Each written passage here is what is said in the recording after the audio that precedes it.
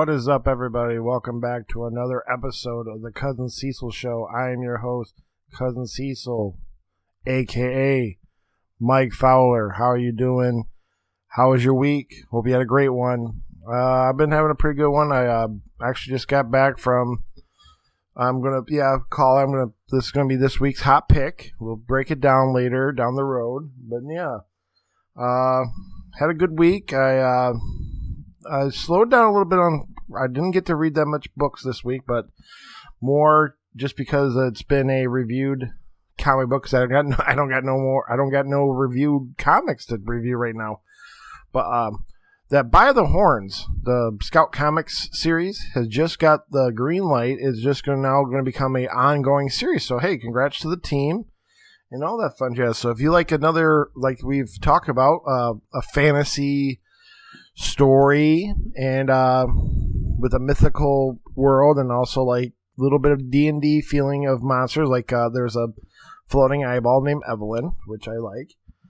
Go check it out at scoutcomics.com, and also go to your local comic shop and pick them up. Honestly, that's basically it about me. Oh, I lied. I did play a game. I played Sackboy's Big Adventure, and at this moment in time, it's just okay. It's not that great. It's not that bad. It's just okay. And I think my problem is just for some reason, I wish Sackboy ran a little bit faster. I think there's a pace to his run his jog that is good for platformers. But for grown-ups that are playing this game, I need a boot. I need a run. I need a sprint. Like, I'm not here, he does a roll that makes him speed up, but obviously you don't have as much full control as what I'm looking for. But all in all, the aesthetic, I like the board. It makes you have, the Sackboy's Big Adventure gives Little Big Planet and like Tearaway feelings, so that I feel like it's actually from the same shared universe. Maybe not of course not like a full-blown connected, but obviously it just has like a weird aesthetic that feels like, man, that feels like Tearaway, but also it's 3D, so it's obviously it's a Little Big Planet world style. But it's okay at best. I don't think it's fair to just go, oh, it's a good launch game, because I think we're in a day and age that launch games can be okay. And then, how would I word it? Okay, I'll give him that. I was listening to Chalfie's podcast that just came out yesterday. And long story short, he connected it to how Knack was. It's a launch game. And at the end of the day, it was kind of just murky and was jump, end. I understand what he said, but maybe it's because I like Knack a little bit more than this. But I do see that Little Big Planet has improvements in mobility compared to Knack, but also at the same time, I would say I think Knack 2 is better than Little Big Planet's Sackboy's Adventure. So if you take that with a grain of salt of like the idea of like, if you have a feeling for Knack 2, which I think is obviously like the idea of improvement compared to Knack, but also it's just an okay platformer. If you understand what I'm trying to say, if the Cousin Cecil Show thinks Knack 2 is better than Sackboy's Big Adventure, you know what I mean? So take it with a grain of salt. But yeah, honestly, how would I word it? Maybe switch it up, because I just came from the theater.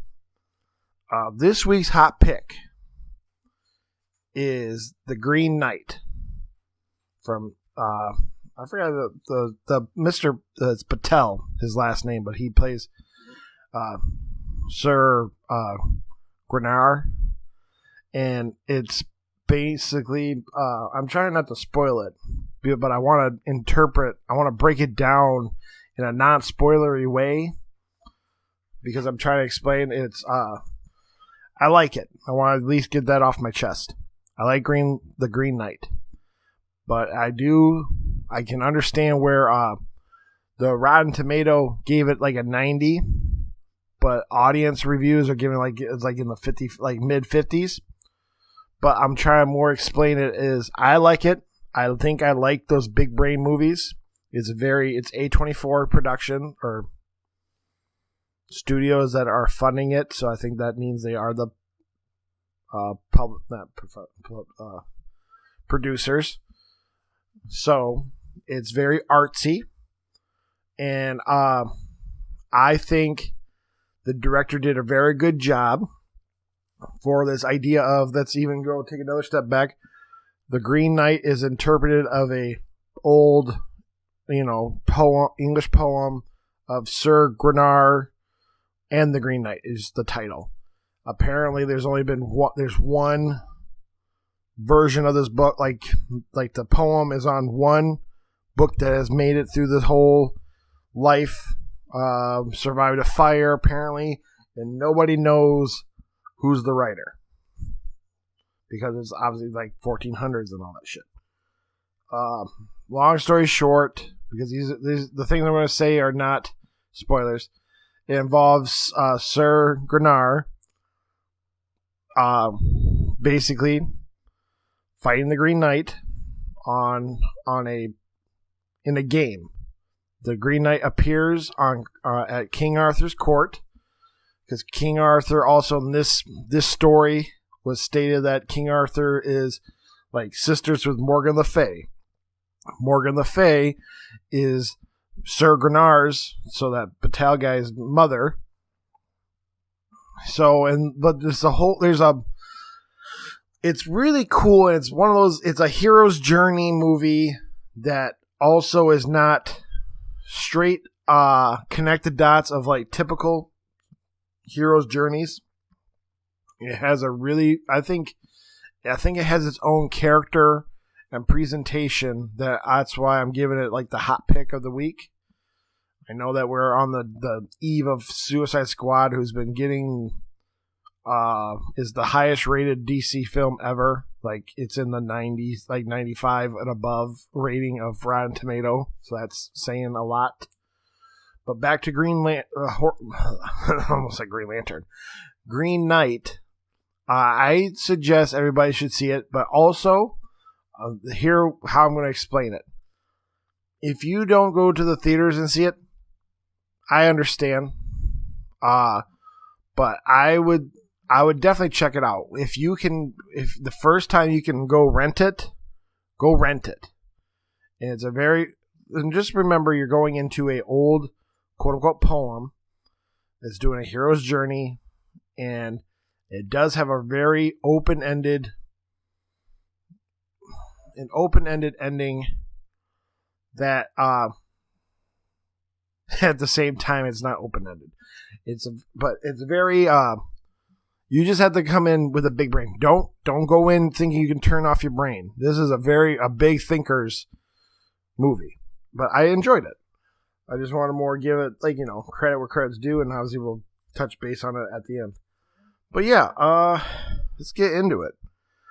This week's news, we're going to start off with is actually a comic book news. Besides that, by the horn shit. Scott Snyder has worked out a deal with Amazon for 8 new Comixology digital first series for the platform. They start rolling out in October, and Dark Horse has the rights to through Comixology to be the ones that they're going to make all 8 of these books come out in print through Dark Horse productions. So we're just going to break it down and just do. I'm not going to go through. You can go to Scott Snyder's publication that he's made called I think it's called bestjacket.com, and jacket's like with 2 T's at the end. That's his production. Like you'll be like, DC didn't make his thing. It's Best Jacket made it plus Amazon. But I digress. But the thing is that this is big news because it's 8 new series through Scott Snyder, but also it opens up so that he got some of his people that he beloved, like artists that he's worked with that done great series to come on and do another series with him. And which I mean that because here, we'll go down. The first book is called We Have Demons, and it's reuniting Scott with Greg Capullo from their excellent run of the New 52 Batman, and of course metal and death metal for DC. And here's the quick little, I picked up quick little synopsis because I didn't want to go through a whole like breaking down the idea. But here's the thing. The conflict between good and evil is about to come to a head when a teenage hero embarks on a journey that unveils secret societies, monsters, and mayhem. So, We Have Demons is the first one. And the next book is called Night of the Ghoul. With Scott obviously writing, but with artists by Francisco Francavilla. And then here's like a quick synopsis of what it is. Shot in 1936, Night of the Ghoul by director T.F. Merritt was meant to sit beside Frankenstein and Dracula as an instant classic, but the legendary film never made it to the silver screen. A mysterious studio fire destroyed the footage and killed the cast and crew at the wrap party. No footage was ever recovered until now. All right, that sounds pretty cool. As we go through this, you'll definitely hear that, Scott Snyder likes to do horror. And that's obviously proof in the pudding of what we're going to, of all these books. Besides this one.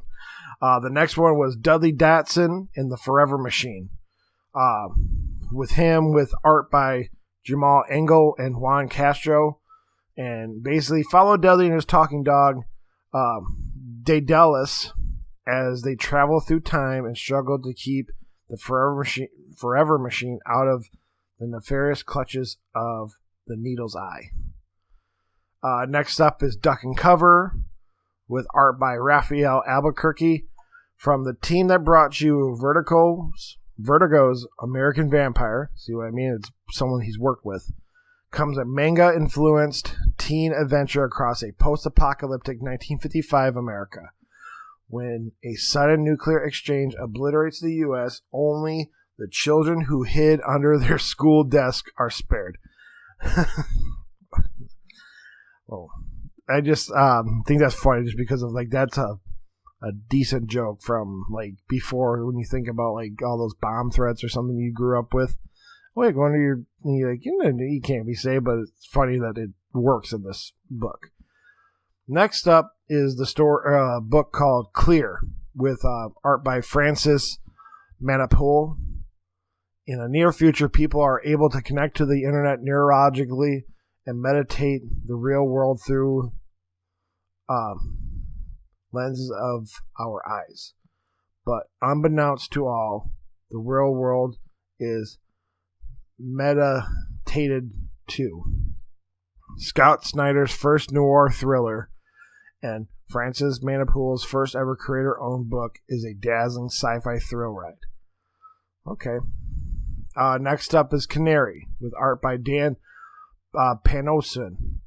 In 1891, a mine collapsed into itself. What is the dark substance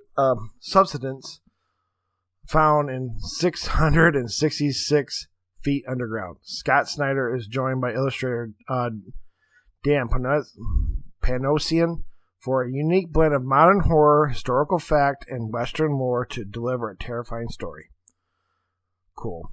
Book of Evil with art by Jock. Scott Snyder and Jock, the creative team of the New York Times best-selling blockbuster The Batman Who Laughs, reunite for a young adult horror graphic novel, The Book of Evil. It tells the story of four young friends growing up in a strange near future where 90% of the population are born as a psychopath. And more also, Jock's also been having some shine this week because they just announced that he has a Black Label Batman series that he's writing. So, there's some big names that will be working together with Scott Snyder. Next is Barnstormers, art by Tula Latoy. Yeah. Whatever. In 1923, a brainstorming era where pilots fresh from the airfields of the Great War made a living taking civilians for joyrides in the sky for a small fee. One such man claims to be Preston Pike, a dashing war hero pilot, who has flown his way across the U.S. Southeast, scourging for customers while fleeing from his own demons. When a telephone operator says that a big crowd will be awaiting him in nearby Barnville, Preston races over. Instead of eager clientele, though, he finds himself crashing a wedding. And a party isn't exactly thrilled. But when Claire, the would-be bride, decides to make an early getaway, Preston unexpectedly becomes a Clyde to this vengeful Bonnie. So yeah, these come out digitally first, starting in October, and that one at the end was kind of like a. I heard them say it's like a romance book. The idea of probably obviously falling in love with the runaway bride. So, but yeah, and then but yeah, that's basically for the comic book rise for news wise. And then we'll go in the video games, and one story I forgot to say last week, that was announced last week, was Aloy from Horizon Zero Dawn is coming to Genshin Impact. And you can pick her up for free, I believe, if you're level 20 in the game. And yeah, she'll be obviously one of the archer classes and all that jazz. And what's cool, because of preluding to this week, this might be the only game you'll see Aloy that's new this year. Huh? That'd be cool. But yeah, I'm not 100% sure when it starts. I think maybe it might have started already. Like, you can pick up Aloy now. But yeah, I just forgot to mention it if anybody was like, oh yeah. Because I like the idea. I just forgot to mention it. And I need to get back into Genshin, but I'm also was waiting for the... No, they have it out. I gotta get back into it. I was waiting for the PS5 version of it. But yeah, this week, PAX is requiring vaccination cards and or negative COVID tests to be presented before coming to the show this fall. So, honestly, my personal opinion is everything is good. Of course, is their show to run. They want to do it proper and be safe. That's the only way to do it. Either you have your vaccinations and show your cards, or at least have a COVID test if you want to play that side of it. Of showing, hey, I don't have COVID. Let me in. And then I'm assuming they're going to probably push still a mask mandate by that time in the fall. We'll see. But yeah, just more the small notes, news. Well, big news for some, small news for others, but it's small news for me. Just more wanted to say it out there because I think it's important so people understand, like, trying to get serious on this shit. Next, this week, PlayStation 5 has sold 10 million systems. And this news was rumored last week, but this week PlayStation themselves actually said it. So it was not just like another company or somebody else that does these math equations and PlayStation came out and said, yeah, we've sold 10 million PS5s, and this has now become the fastest console ever to hit that. It only took 246 days. And for a thought on that, the PS4 was the predecessor to this that had this feat of hitting 10 million. And it took them basically 20 more days. So in like 20 days, so in like 2 more weeks, we would have hit the PS4's time frame of launch to 10 million. So, of course, just more saying congrats to PlayStation, even though they don't fucking listen. And then there's a question in my head because of old ways of thinking. 10 million systems sold usually was the starting line, or no, the ending line of saying that is the system that wins the generation. The first one to hit 10 million wins generations. And honestly, my personal opinion in this day and age, I think there's a yes and no to this fact. Or not fact, this observation. I think is definitely proof for previous years, but I think with this more new, how would I say it? I guess I'm more trying to give Xbox credit in the sense of having Game Pass, or like the idea of a because that's what it is. I think I guess in my head. But also at the same time, I think that's where it goes in both ways. I'm sorry I'm being all... I'm figuring out in my head while I'm talking to you on this fucking microphone. I would say that means then PlayStation has won the generation. Kind of. I feel that number could move up into a different spectrum, like maybe... like inflation. Like 10 million systems sold was a PS4, PS3 number. Could 20 million be now the new number to hit first?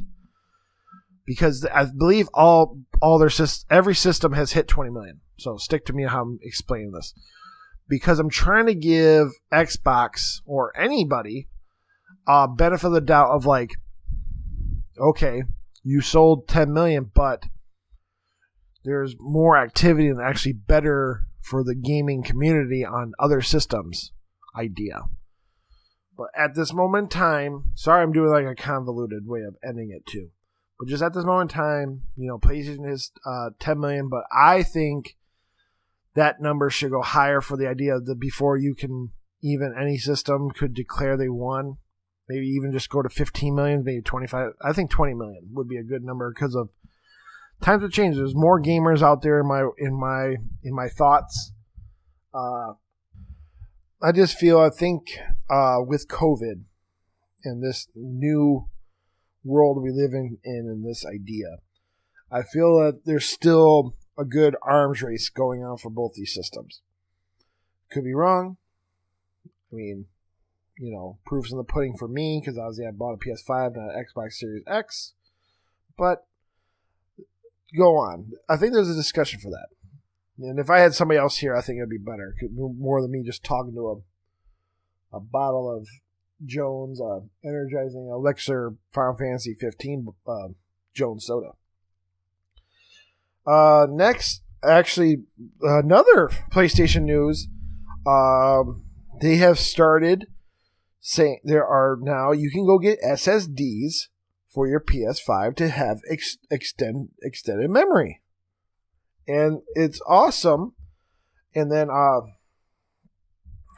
they also said right now, if you're in the PS5's beta line of, people that do like beta for system updates, you can put SSDs in your PS5 and get extended memory.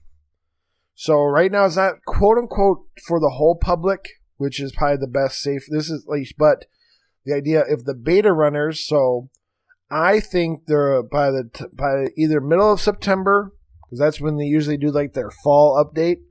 So whenever that fall update, which probably be in middle of September, so we're about a month and a half away from probably the whole PS5 consumers can put an SSD in it. And then stick to me what I'm going to say, because I wrote this down when Seagate was like the first one out to say, hey, we have the first PS5 compatible SSD. This one I used in particular is called the FireCuda, the 530. And then here's the price ranges for the FireCuda. 500 gigabytes is $140. 1 terabyte's $240. 2 terabytes, $490. And 4 terabytes of SSD memory to add to your PS5 is $950. But the internet has basically came out and said, basically any Gen 4 SSD that seems to fit the specs for the PS5, as long as the minimum speed that SSD does is 5,000 megabytes per second, which you'll probably see on the boxes and also when you're reading descriptions when you're going on Newegg or Amazon to buy these. And then also have heatsink as well. I think that involves just heatsink I'm not a computer guy. I'm assuming that involves just how you transfer the heat away from the SSD so there's no melting or harm. Normal SSD things, not like it's a new word for the PS5 only. Heatsink's been around for that, and then also for a perspective, because of just using the Fire CUDA. A 1 terabyte, like I said, was $240. Apparently, the proprietary Xbox memory card that they've had since launch is $220. For $20 more, you technically have one SSD that's 2 times faster than that one, and then also to more into the limelight of from today's recording, like Mark Cerny has also said, I'm going to use the WD's Black series. So there's so many different ones. Like you can probably find a 1 terabyte SSD right now. And when I say only, but the idea of pricing and for this technology, you can probably find one for maybe like $180. It sounds like maybe $190. So if you're in the market, but my personal opinion is, even if you're part of this beta group, I would honestly just wait till Black Friday and watch Newegg. Newegg has them not secret because I'm trying to say it, but they have those like under the radar, like, hey, we got an SSD sale going on right now, and then boom, I'd hit it on Black Friday. You'll probably get one for maybe $160, $150. So like, I'm trying to save you some bucks and also save you some getting upset if you get A, the wrong one, B, just something shitty happens because it's in the beta mode. But yeah, just more, but yeah. And also I guess more touch base, which goes into what I was trying to say about winning generations. Another news thing that came out was all things are looking good Microsoft's side too. The Series is the best-selling console ever for Microsoft. So I think, like I'm trying to explain, is I think the bottom line, if 10 million sold was before, I do think the line is higher now. I think you need to spend at least do 15 to 20 million to say I won this generation. So that's what I'm trying to digress on. The only difference is Microsoft has not stated how many consoles they've sold. There's no real number yet. So that part in particular is iffy, but congrats to everybody. You're playing games. Awesome. That's why you're here. That's why hopefully you're listening, because we're gamers. We're having a good time. And then another quick news, because this is a big fucking Cousin Cecil show. Jam-packed, thick, 2 C's. There is a new game studio that's just been announced, and it's from ex-Sony, ex-Infinity Ward alumni, and they're also being backed by the company Smilegate, but the studio is called That's No Moon. Let me look it up real quick. The Smilegate is basically a Korean publisher. I'm trying to figure out what they have done. But Smilegate is, hold on while this thing motherfucker loads. But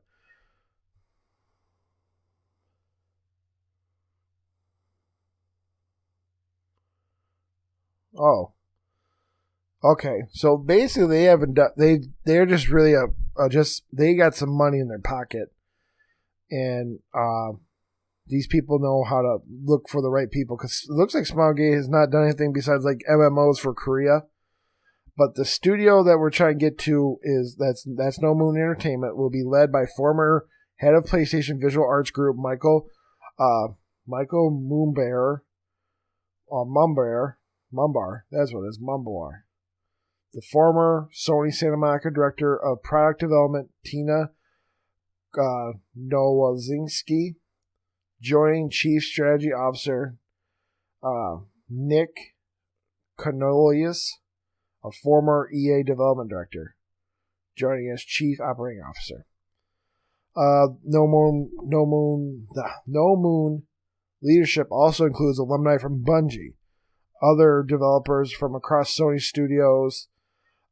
So like people under the belt of this new company, like they've worked on Call of Duty, they've worked on Last of Us, they worked on the God of War series, and their first main goal, I believe, is they're going to do a where is it? Where does it just say it? I think they're working on a third-person, very narrative story game coming. And then they might, that's where it is. You might raise your eyebrow a little if you're familiar with Smilegate, the Korean publisher dropping, Smilegate has dropped $100 million onto the new studio to help. Smilegate's background is the free-to-play multiplayer, including Crossfire franchise, which I think Crossfire X is coming to Xbox, just to keep that thing going on. But also, I guess Smilegate has worked with Control, Remedy, like, you know, the makers of because Remedy is making Crossfire's single player, so that explains a lot. But yeah, just saying that there's a new studio out there with alumni that's been in a lot of our hearts, like Last of Us, God of War, some Call of Duties, you know, and they're working on a third-person game that's more story-driven. That's cool to hear. And then next was Blue Box Games has officially actually brought out that trailer app for the PS5. Nothing new on it yet, to my knowledge, but they're playing with fire. Their picture that says it's available now had a pixelated guy behind it with an eye patch. And people are like, why are they doing this more about like a Metal Gear or quote unquote like Kojima connection? And I just think they're playing with fire. I think they're going to get burnt, or they just think they're really funny trolls, which I don't think the gaming community has right now think they're funny anymore. So, still more to come. It's on my PS5. Just it says check back soon. Nothing has been coming off it, but the app is on my PS5 now, so I'm waiting for it like everybody else. Oh boy. Oh yeah, let's go into that shit show. We're going to touch back on last week's Blizzard news, just because more has come up, and it just more goes into like, if you didn't think they were guilty before, here's more news to show that they're fucking guilty and bad. More weird frat boy info come out, like having a hotel room called the Cosby Room for a party. And a group text showing the culprit, who's basically one of the bigger fish on this whole situation. Alex Afrasabi, he used to hit on girls and ask them to get married to him, and like in this group chat they're like, long story short, he poked fun at his own culture because he's Arabic or Muslim or whatever, that he's allowed to have multiple wives. He even said it. He goes, "I'm allowed to," and like that dumb shit in a group chat. And I just think it's really crazy to have this. And then like this week, even Bobby Kotick had to do damage control and like try to be all kiss facey with his community, but it didn't stop that. I think Wednesday they actually had a strike. Activision Blizzard people did. So I'm happy that they had a strike, because I think this should be said, because I think it's also funny. What I'm going to say next is team members from Ubisoft had an open letter to showing support to Blizzard, and also asked these changes need to happen across the industry, not just Blizzard and Activision, because there's obviously been there's been a lot of under the radar, not so talked about situations, and I thought it was kind of funny because Ubisoft just had a recent issue with the Assassin's Creed director for maybe not as to my knowledge, not as dirty as this motherfucker from Blizzard, but I'm pretty confident the guy from Ubisoft was just fucking a coworker behind his family's back. So, that's still bad, but you know what I'm saying? There's some guidelines in the idea of, like, I think there was, like, to my knowledge, I think Ubisoft guy at least had, like, a consent. Yeah, I was fucking him. We knew that we were cheating, but blah, blah, blah. I digress. Just more saying out there, like, I just more wanted to say it because, again, like I said last week, I want it presented because I think the news, or not news, this needs to keep being addressed so it keeps hammering it in so we see change. But yeah. Netflix is doing a more double down on game culture with a Dragon Age show coming and a live action Pokemon show. And I don't know if there's any real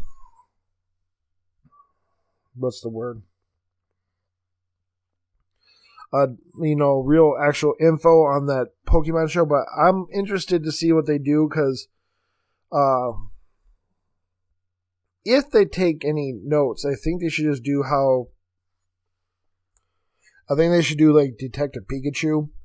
Maybe cut that baby down to, let's say, let's do like 100, yeah, because there's so many Pokemon.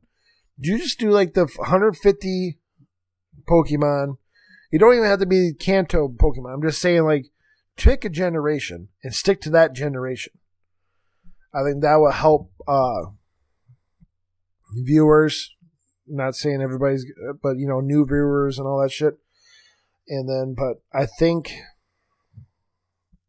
it seems pretty interesting. Of course, they have Resident Evil coming out. Of course, they have the Witcher show coming out. So I'm not saying they double down, but obviously they know where people. I just had this thought in my head all day today. We are definitely going into a new generation that of movies that it's not about Tom Cruise. It's not about Angelina Jolie being in a movie or Will Smith being in a movie. It's about what is the franchise bring. So, like, the idea of, a Tom Cruise movie can do $80 million just because of Tom Cruise. But you have Pokemon that can do $100 million with a bad movie. You have Iron Man or Avengers who are making billion-dollar franchises just because of there's a community and a culture behind it of, like, nerd culture. We're big. So I'm just more saying, like, I think it's smart. Keeps me interested. Makes me think about keep that Netflix subscription so something's working. But all right. Here's the more thing I'm more happy that this happened this week. Because I ain't going to lie, this show was going to be a little different. I actually had something set up, but then I see that all this news and showcase came through. So I'm going to keep that baby on for just a ace up my sleeve for another slow news week. But yeah, Annapurna had a showcase. Their first showcase to celebrate 6 years of their 6-year anniversary of gaming.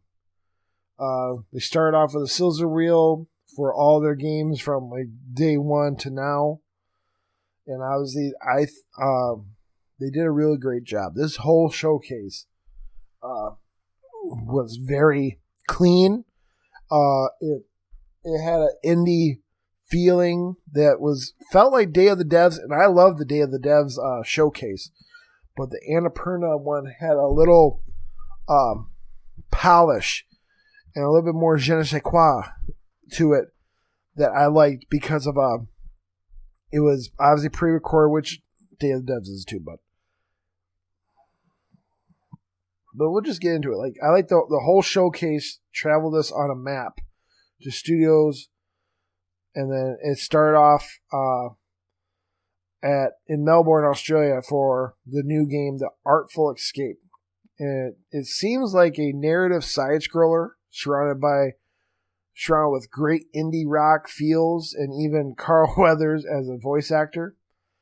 And it's going to be coming to September 9th to Xbox and Game Pass. I'm pretty confident because I remember doing it for halfway through. I think this is a Xbox exclusive for a limited time. But yeah, it's coming to Game Pass day one, so it's a win for them, and it looks cool. I like that aesthetic. It looks like Broken Age, Double Fine, that Double Fine side 2D art, but with it had Life is Strange, indie rock feel to it, and I liked it. I really digged it.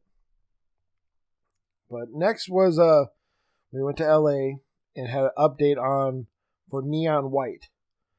I didn't know this. Neon White is created by the creators of Donut County, and I didn't know that. I thought it was like, whoa. This is their next game? Because I remember we've talked about on here on a Nintendo Direct. That's where they first announced this. But this game looks so good, and this was a deeper dive into it. It showed us for how the card system works for fighting, and also you can discard them and they get a parkour action moment with the choices. The red card is a shotgun blast, or I think it was a double jump. We'll make something up because obviously you'll figure it out when you play the game. How the card system works, there'll be time trials, collectibles, and then apparently there's even Persona style relationships with other angels. And this is where it goes into that Annapurna feeling. Because he goes, this is games for freaks only. And it's only coming to Switch and PC at the moment. And I'm actually... This is my game of the show because, again, like it did on Nintendo Direct, it kind of sold me on that. Oh my god, this looks so much fun for it's one of those 3D dungeon crawlers, but with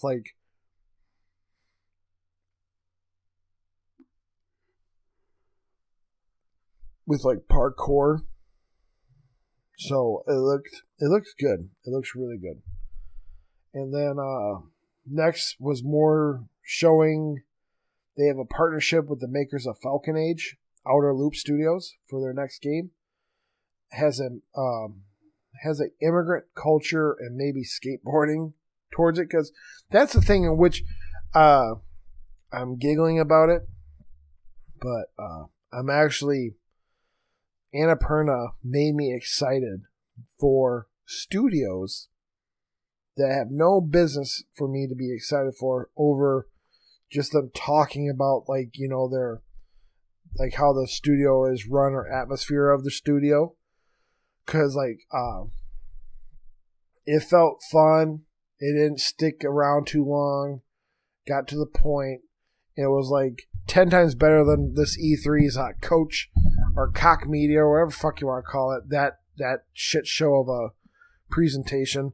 They did nice and short and sweet, but but they kind of described it. They didn't say a title, but the guy, one of the creators, I love, and all my games I always put something this or that, and then they're working something with skateboarding and being immigrant to the States in the story.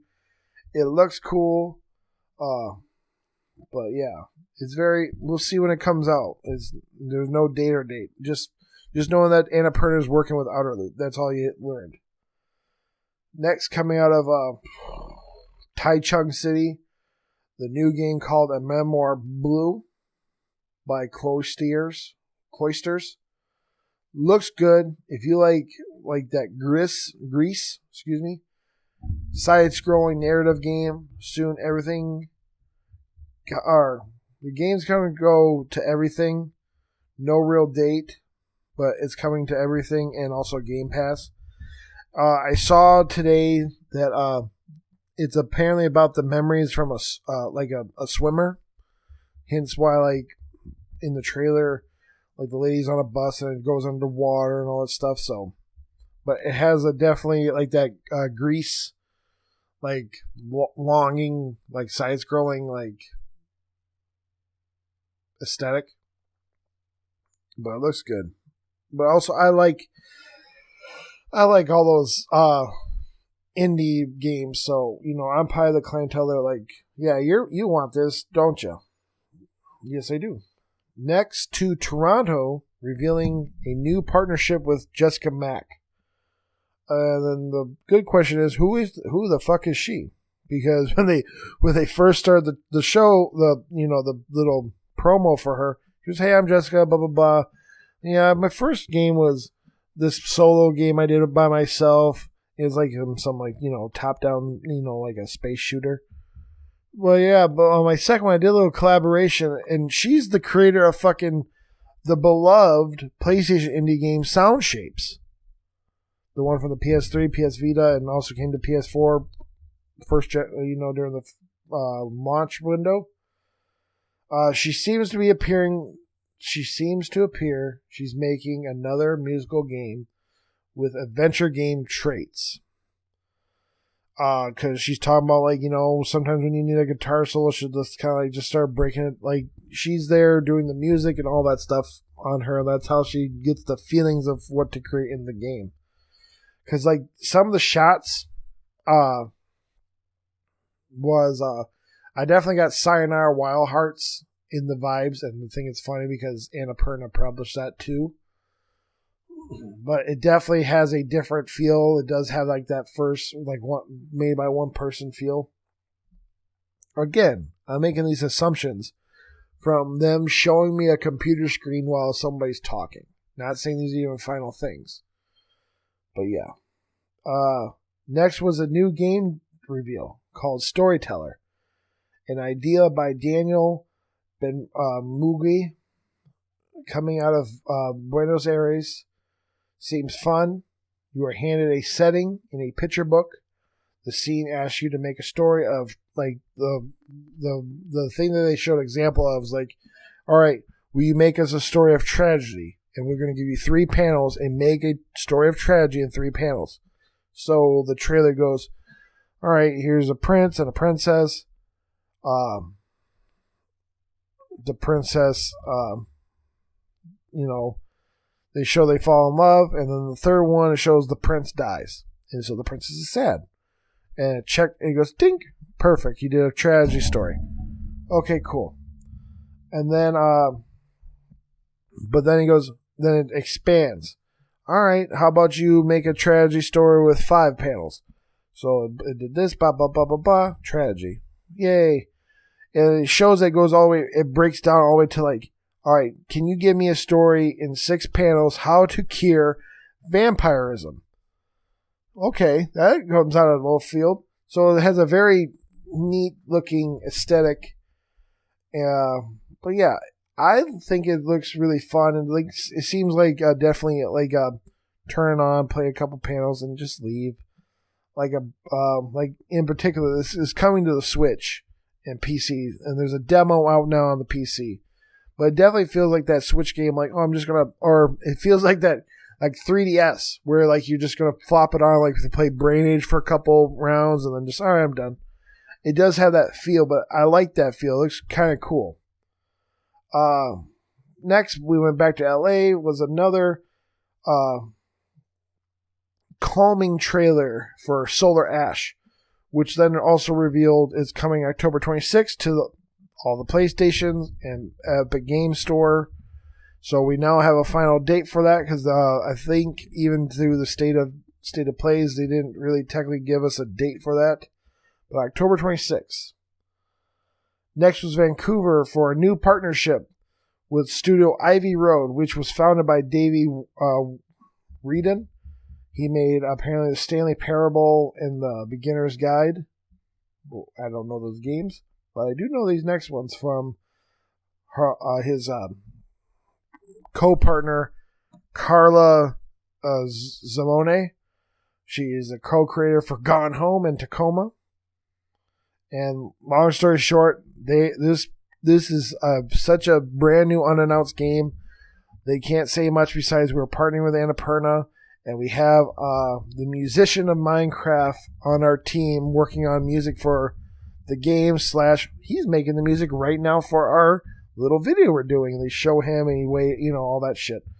It's fun, quirky, and it was very, just the more, like I said, it's how the studios were just kind of like, hey, we're working on something, we can't talk about it, but they did it so well. I really enjoy what they did. That's what I'm more trying to explain. Then back to LA, we went to see Blundo Games' update for their game Skin Deep. It seems fun, like a trial and error of Portal meets Hitman, and jokes of Journey to the Savage Planet. They're only said PC, but maybe someday it'll come to consoles. It's definitely quirky. It has, like I said, it's the idea that you're in space on a spaceship, and it goes like, oh no, pirates are invading, and like on the one round you have no ammo, but you can throw your gun, and you threw your gun at the button that makes like the air lock open and made all the enemies go away, and like, oh, pass that idea. So it was like trial and error and also learning stuff. One time you could have a buff that says, oh, you stink, so they can smell you, and they, and all that shit. You have to get clean and all that shit. It looks fun. It just, again, it goes into like that. I don't know more besides to explain like that. It just looks like an Annapurna quirky game that looks fun. Then we had a platform update trailer. Pathless is coming to PC November 16th. What Remains of Edith Finch is coming to the App Store August 16th. I Am Dead coming to PlayStation Xbox August 9th, which has been on Switch, and that looks interesting too. It looks like a little fun, little quirky game to play, a puzzle game. And then Telling Lies and Gorgoa are coming to Game Pass soon. So they're going to be free for Game Pass users. And then Kagura seems like a very fun, indie, chill, like rainy day or you feel sick day to play. Then off to Multiplier for a Stray update. And it's been basically out, it's going to come out early 2022. It looks awesome. It's a third-person adventure puzzle game, and you play as a cat. And you don't fight, you just do puzzles. And there is a combat aesthetic in the middle. It showed because there's these little critters that are trying to catch you as a cat. They kind of look like the Flood from Halo, but you'll get a light that it looks like you shoot UV rays and it makes them burst. So you know what I mean. There's a little bit of a combat at the end of it, but it looks great. It has it sounds dumb how I'm going to say it, but it has very good cat-like quirks of the cat. He does the little sit there and do a little tap to hit a button, and he doesn't technically do it how you should. You just a cat goes it looked very cool. Again, out early 2022. And then we went to Glassglow, and we see No Code Studios update because they're apparently they have a partnership with Annapurna for their next game. They're the makers of Story Untold and Observation, which we've said on the show before. Observation is a really neat game, and they were it was one of those sizzle talk about the team shit. But they said, yeah, we were making the past two games. We weren't technically trying to go into the horror franchises with our last two games, but just so that the people know, if you thought those were freaky now, our next game, we actually are trying to become a horror game. So, we'll see how we do with us actually looking to be horror. I'm like, ooh, that sounds good, because I loved Observation. I thought it was a really good game. Then there was a game update from Mobius Studios, the makers of The Outer Wilds. And long story short, they said they have an expansion coming out for the Outer Wilds. Echoes of the Eye is coming out September 28th. And basically that was it for the Annapurna thing. And like I said, I think it was really good. I think it was a great presentation. It was only, I think the show was 45 minutes. And it got a lot of hype for it. I thought it was great. I think they did well done. Great job, Annapurna. And then basically, like I said at the top, it has not been technically confirmed from PlayStation just of yet. But all the reports and grubfuckers are saying that Horizon Forbidden West has been officially, they've said it, PlayStation has not, that has been delayed till early 2022. So, but also the only perk is also all the other people are saying, which I'm afraid so too, is it going to be overshadowed for Game of the Year because they're now in the same year as Breath of the Wild 2. One group is holding on to the joke, and the other group is not actually pretty confident that Zelda's even come out 2022. They think that's going to get pushed back too. So, time will tell. But yeah, that was basically it for that. But yeah, that was a pretty busy week. Oof. Yeah, like we do. This week's hot picks, movies, like I said, The Green Knight. Definitely, like I said, it's definitely a great rental. Or if you want to get back out there, I didn't mind in theaters, but also there are some dark spots. Maybe it's my theater, so I'm not going to say that. There were some dark spots. I'm like, even in the I'm like, that's real fucking black. I can't even see anything. But then there's other, but it was really good. I liked it because also like it's a Odyssey movie, like I said. It's like I think it also has a neat storyline because it's just about being a good knight / it could be understanding the idea of are you a good man. So it goes into those things that I battle with.